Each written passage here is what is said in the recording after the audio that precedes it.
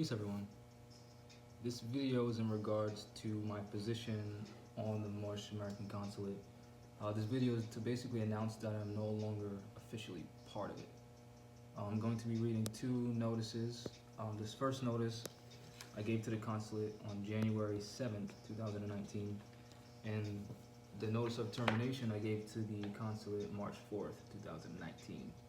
So I'm just going to start off by reading my initial concerns and then what I wrote as to the reason why I'm stepping down. So this is a copy. I think I have the original at home, but I did email it to the members of the consulate here. So this isn't something that I just wrote today, right? So it starts off by saying, it brings me great displeasure to think about the possibility of having to step down from the Supreme Judicial Council. The reasons I'm considering stepping down are related to the reasons why I stopped attending calls for a while and came back once the trust document began to actually move forward. I've been analyzing the state of our body and have realized that important jurisdictional issues brought to the body's attention have been rejected due to feelings. Judiciary members should base their decisions on logic and logic alone. A body of judicial members who do not make decisions on logic are subject to biases and can easily fail to make impartial judgments on important criminal and civil issues, especially in the case where a Moor may be guilty of a crime or liable in a civil issue. My fear is that members of the judiciary will fail to render an impartial judgment and adjudicate justly based on feelings. The law is not predicated on feelings, and I put Psalms 82, number 6, and St. John 1:1-5. Al-Haj Sharif Abdul Ali stated that he desired for our people to become better citizens, and any Moor who studies any literature in relation to the Prophet can see that he uses the word American citizen or simply the word citizen in relationship to Moors. Yet, it is the personal opinion of some of the council members that Moors were never citizens of anything, dating back thousands of years ago. This statement can be found on a recording of the Supreme Judicial Council meeting on January 2nd, 2019 at 3 p.m. The Supreme Judicial Council had meetings every Monday at 7. I'm pretty sure this was a special meeting. All Moors will and must obey the laws laid down by the Prophet. All Moors must stop trying to figure out how they're going to save themselves and follow the Prophet by sticking to the principles that he brought to the forefront of our attention. Then I put, see the Holy Quran, chapter 48. I see this body accumulating karmic debts, and I cannot willingly accept the effects that are going to be received, especially when I've been the person to challenge the body. So there's been several meetings where topics had to be voted on, and several times I've been the only one, or one of the only one of two, to vote against the decisions of the majority members of the body. So I continue by saying, this body has voted to only honor our mothers with nationalizing Moors, which is contrary to the teachings of our Prophet, and I voted against it.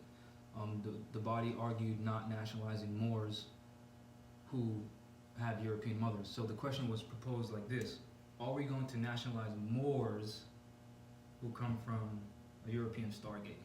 But they called them Moors in the beginning, so you're recognizing their Moorish bloodline. And then again, my argument on the call was that in order to find out who the father is of a child, you have to take their DNA. The DNA is in your blood. Your nationality is your bloodline. So you can't just not recognize Moors who have a Moorish father and say, nah, they're not Moors. I voted against that, and that's on record. This body insists on liens instead of going to the courts and enforcing the Constitution as our Prophet commanded of us. Now, when you study, you'll see that there's something called a federal question, and that is where you argue the constitutionality of anything. Someone's actions, someone's statements, whatever. You get pulled over, you can challenge, the due process clause, and that's raising the federal question. So why are we sending pieces of paper at people instead of suing these people in court like every other nation? That's what I've been arguing. I strongly encourage that we enforce the Constitution in a courtroom setting in conjunction with enforcing liens, because when you enforce a lien and then it's not honored, you're going to have to sue them anyway. So filing a piece of paper instead of filing a suit, you're just adding an extra step that doesn't necessarily need to be there. The reasons for considering stepping down are not strictly subject to the proceedings of the aforementioned date, but related to various proceedings of the judiciary. One of the many reasons I've decided to stay was to give the body opportunity to grow and geared towards taking action. I have no desire to rush anyone in any direction, but we must seek actual remedy. Competence is vital, and the wise man doubteth often. The Moorish American Consulate is correct in its lawful establishment by the people, but some of her highest officials, of course, in my opinion, do not make competent decisions. Our ability to make intelligent decisions based on logic and not feelings affect our ability to prioritize initiatives. An example of this prioritization is the judiciary's decision to issue the right to travel decree instead of directing all of our energy into a class action suit.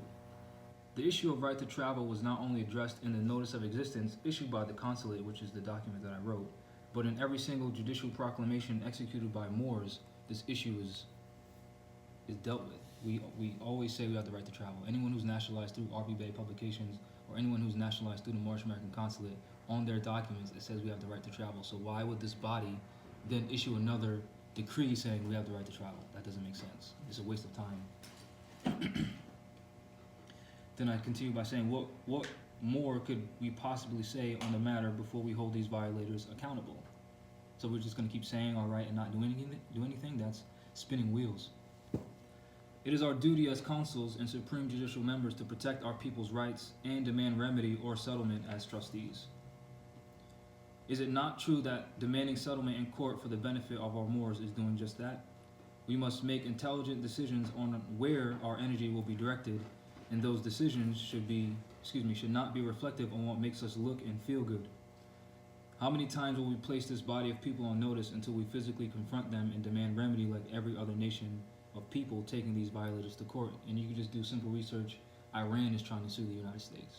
So other nations are trying to sue the United States. Why are we just sending papers to them? Other nations are bringing them to court physically and having them answer for their actions. Why are we just sending documents? And the prophet said, take your place amongst the affairs of men. If the affairs of men is taking them to court, why are we not doing that? Based on the various emails that the Moors send us, we have the cause to sue the United States in a class action suit that will directly affect every Moor's right to travel in a positive manner by demanding settlement for the various torts, human trafficking, and injuries perpetrated against our people. Remedy will not be granted by merely reminding our people of their rights. Somebody has to do something, and that body is supposed to be the Moorish American Consulate. A tort claim will positively affect all liens, so it's not like I'm against filing liens. There's nothing wrong with that. It's just when you're filing liens against a straw man, which is a void document, you're wasting time and you're telling people to waste their time. So if you're liening someone's property, actual human being's property, for remedy, there's nothing wrong with that. I'm not taking a position against that. I'm saying if this is a birth certificate and you lien that doesn't do anything. You're wasting your time because property doesn't own property. The straw man is not in a state; it's a piece of paper, right? So, in actuality, tort claims will positively affect all liens, and as settlement, we can not only demand for the immediate release of all Moors currently held unlawfully as prisoners for victimless crimes, but demand immediate compensation for all Moorish homes and estates foreclosed on. The prophet stated that the Europeans would not stop until they looked death in the face.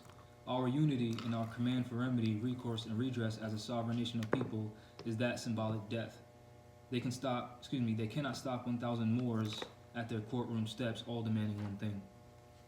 There are many Moors who are homeless, and accepting fiat as settlement in a tort claim can then be used to provide housing for our people as a form of reparations, and far more important than addressing, yet again, the right to travel. I feel like that's basic common sense. There are also many Moors who do not even own their own businesses, which settlement from a tort claim could then be used to invest in our people's commercial endeavors, which the prophet said economics is one of our greatest plights. That's something that we have to deal with, and it's not as largely talked about as everything else.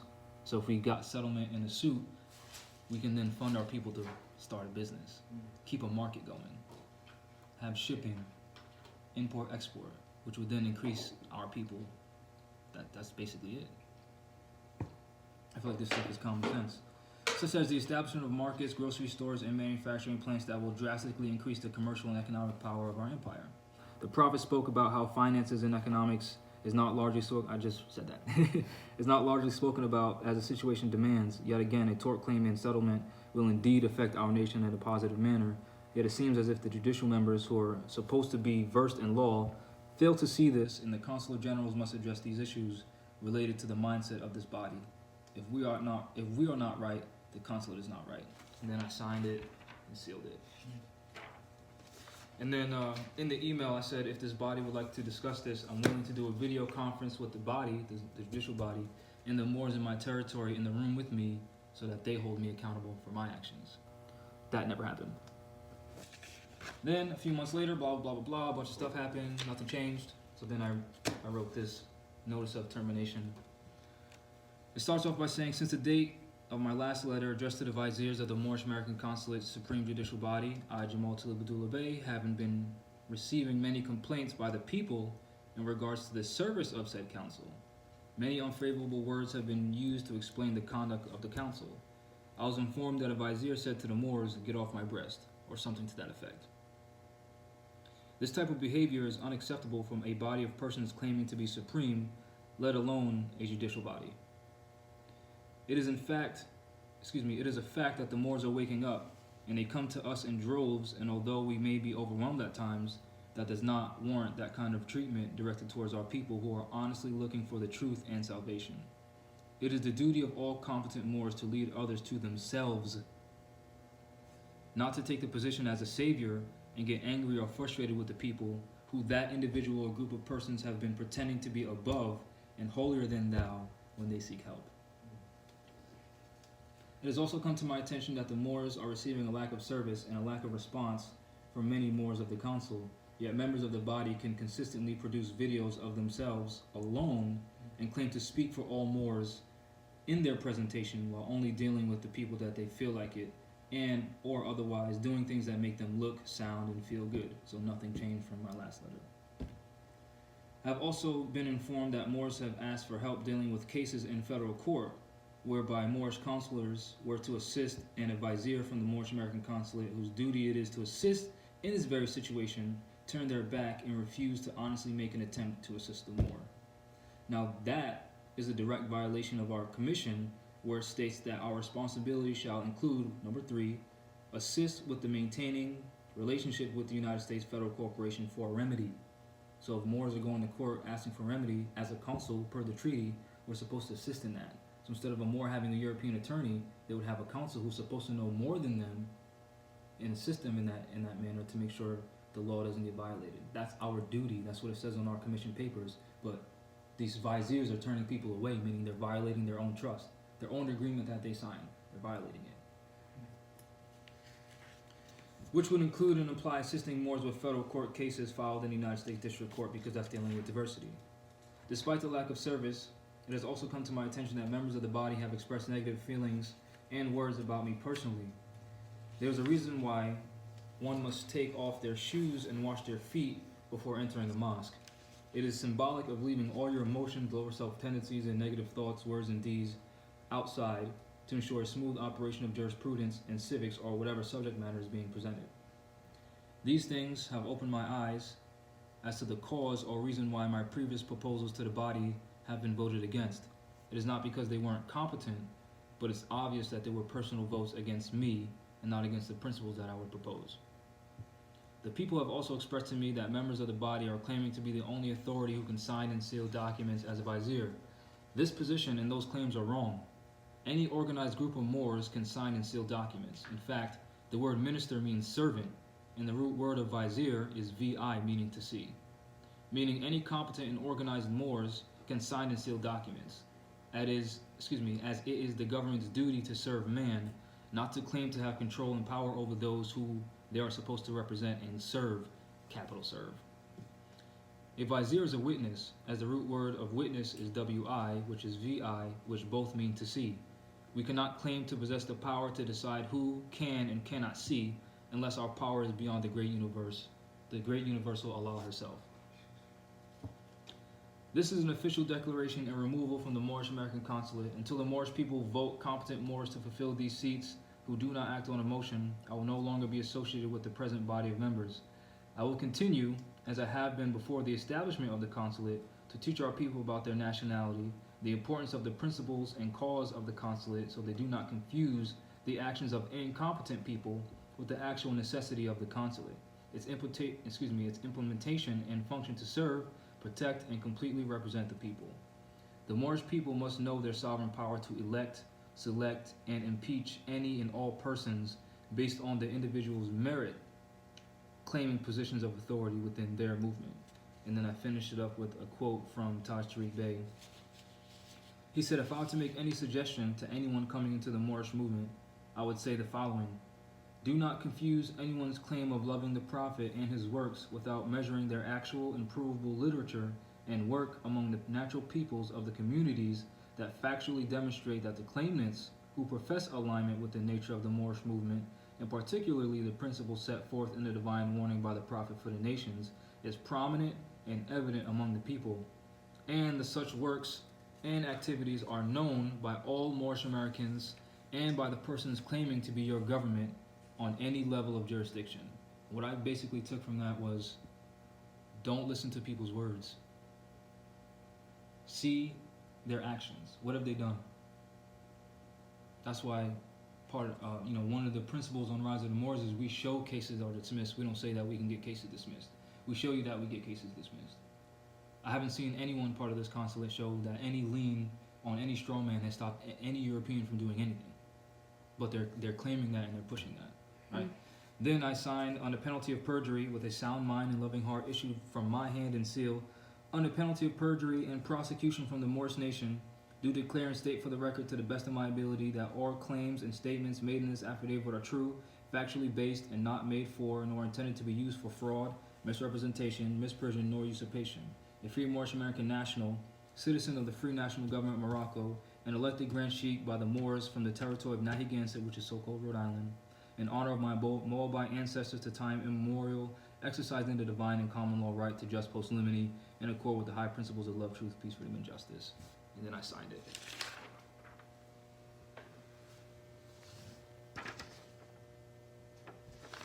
So that's basically it. I'm no longer associated with the Moorish American Consulate. But I will continue to teach because that is my job. Peace.